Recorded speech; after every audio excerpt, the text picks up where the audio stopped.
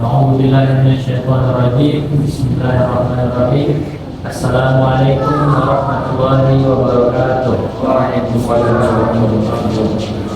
Perkenalkan, nama saya Sufi Maulana Gajah. Saya dari kelas 4A jurusan Hukum Keluarga Islam, Fakultas Syariah dan Hukum Universitas Islam Negeri Sumatera Utara. Di sini saya ingin mempresentasikan materi saya yang berjudul yaitu negosiasi, fasilitasi, dan adjudikasi. Yang pertama itu pembahasannya yaitu negosiasi. Pengertian negosiasi menurut Kamus Besar Bahasa Indonesia atau yang sering disingkat dengan KBBI, negosiasi merupakan proses tawar-menawar dengan jalan berunding yang tujuannya itu untuk mencapai suatu kesepakatan antara pihak satu dengan pihak yang lain. Negosiasi juga dapat diartikan sebagai penyelesaian sengketa secara damai melalui perundingan antara pihak-pihak yang sedang bersengketa. Negosiasi juga berarti sebuah proses penyampaian maksud menggunakan teknik-teknik tertentu dengan tujuan menembus psikis lawan bicara sehingga apa yang kita harapkan dapat tersampaikan kepada pihak yang kita ingin tuju. Kemudian yang kedua yaitu adanya elemen negosiasi.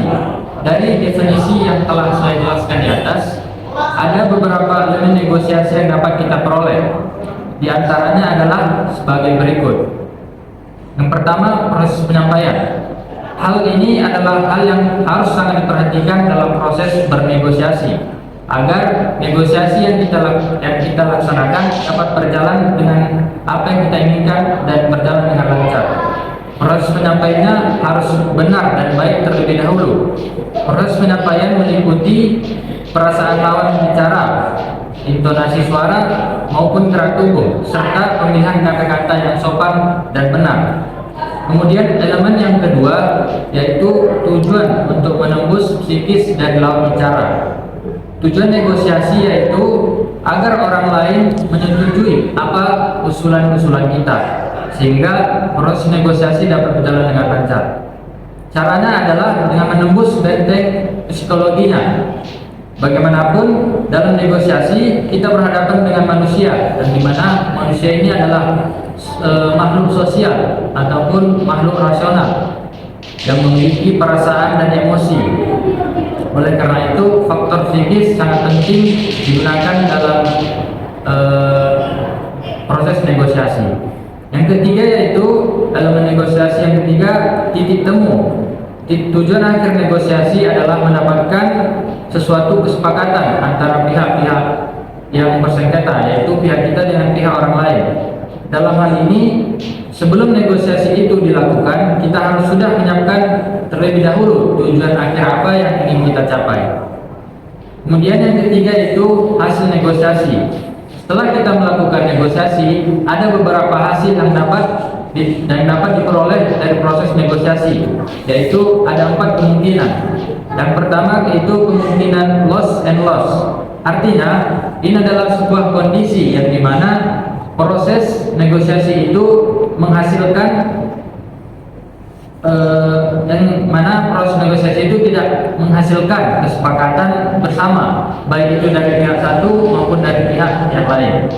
Kemudian kemungkinan hasil yang kedua yaitu win-lose ataupun lose-win. Kondisi ini adalah di mana suatu proses negosiasi menghasilkan satu tujuan yang dapat dicapai. Akan tetapi tujuan itu hanya dapat diterima oleh salah satu pihak, sehingga pihak yang lainnya tidak mendapatkan apa kesepakatan yang ia inginkan.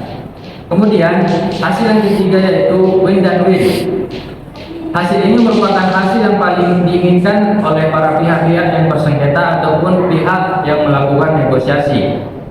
Hal ini merupakan yang dimana hasil negosiasi itu mencapai kesepakatan bersama.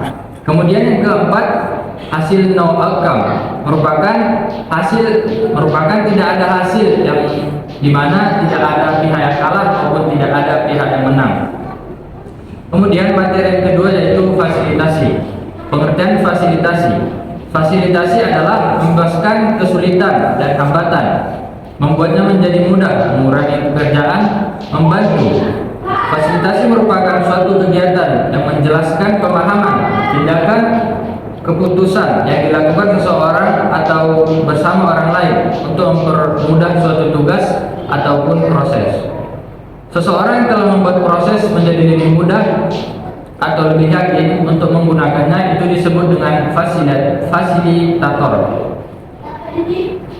Di dalam fasilitasi memiliki prinsip-prinsip. Prinsip-prinsip fasilitasi itu meliputi: yang pertama, partisipasi masyarakat.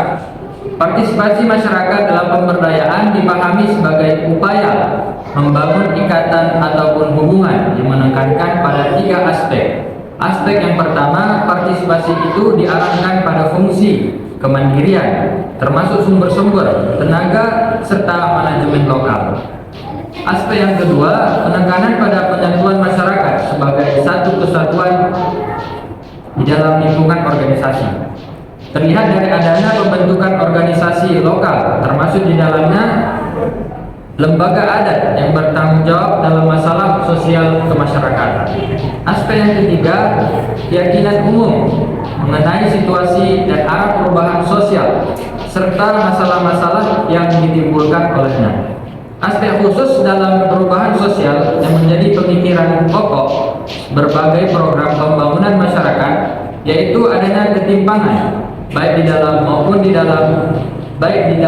di luar di antara komunitas tersebut. Prinsip yang kedua yaitu berbasis nilai dan moral. Pendamping harus dipandang sebagai upaya meningkatkan kapasitas intelektual, keterampilan, dan sikap atau nilai dijunjung tinggi. Pendampingan dilakukan melalui pendekatan manusiawi dan beradab untuk mencapai tujuan pembangunan. Artinya, apa saja kelompok orang yang telah membangun dalam arti berada pada standar hidup yang layak. Kemudian, prinsip yang ketiga, penguatan jejaring sosial. Dalam konteks pendampingan sosial, aspirasi dan partisipasi masyarakat dapat diperkuat melalui interaksi maupun komunikasi yang saling menguntungkan dalam bentuk jejaring ataupun networking. Proses jaring membutuhkan implementasi prinsip-prinsip kesetaraan bersifat informal, partisipatif, komitmen yang kuat, sinergitas, dan upaya membangun kekuatan untuk membantu masyarakat memecahkan permasalahan. Yang keempat yaitu pemerintah sebagai fasilitator. Dalam masyarakat yang demokratis, pemerintah memiliki peran pokok yang sangat penting sebagai fasilitator. Pemerintah tidak hanya bertugas memberikan pelayanan umum saja terhadap masyarakat, akan tetapi lebih ditekankan pada upaya mendorong kemampuan masyarakat untuk memutus dan bertindak didasarkan pada pertimbangan lingkungan, kebutuhan, dan tantangan ke depan. Materi yang ketiga yaitu adjudikasi. Adjudikasi adalah salah satu cara ataupun salah satu cara penyelesaian secara alternatif di antara pihak-pihak yang sedang bersengketa yang dilakukan di luar pengadilan. Namun proses ini belum banyak diterapkan di Indonesia. Adjudikasi adalah suatu cara yang digunakan untuk dapat menyelesaikan konflik ataupun sengketa antara pihak-pihak dengan cara melibatkan pihak ketiga. Adjudikasi juga dapat didefinisikan sebagai proses untuk menyelesaikan permasalahan yang ada di masyarakat dengan memilih berbagai cara yang akan dilakukan. Selain itu, adjudikasi juga dapat didefinisikan sebagai petunjuk pihak ketiga oleh pihak yang bersengketa untuk menjatuhkan putusan yang timbul di antara pihak-pihak yang dimaksud. Yang kedua yaitu ciri-ciri adjudikasi.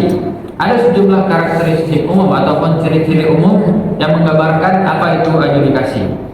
Yang pertama, penegakan keputusan. Penegakan keputusan diizinkan jika perselisihan tidak dirujukkan ke cara yang lain, yaitu metode untuk penentuan. Yang kedua atau B, resolusi cepat. Proses adjudikasi merupakan resolusi yang lebih cepat daripada proses pembuktian seperti ligitasi atau arbitrase karena juri memberi keputusan dalam waktu yang lebih singkat. Yang C, pengetahuan khusus untuk sengketa. adjudikasi menjadi bagian dari pengetahuan khusus untuk digunakan untuk menyelesaikan sengketa karena prosesnya melibatkan pengetahuan teknis dan untuk penerapannya membutuhkan banyak pengalaman. D. Meminimalisasi pengeluaran. Adjudikasi mengeluarkan biaya yang lebih rendah daripada proses yang dilakukan oleh pihak bersengketa dan dilakukan di pengadilan, baik itu pengadilan negeri maupun pengadilan agama. Kemudian yaitu E. Biaya sengketa yang luas. Luasnya biaya sengketa mau substansional ataupun tidak, kecenderungannya cocok untuk proses adjudikasi. Adapun kesimpulan dari materi yang telah saya sampaikan tadi adalah sebagai berikut. Negosiasi itu merupakan suatu proses tawar-menawar dengan jalan berunding guna mencapai kesepakatan bersama antara pihak satu dengan pihak yang lainnya.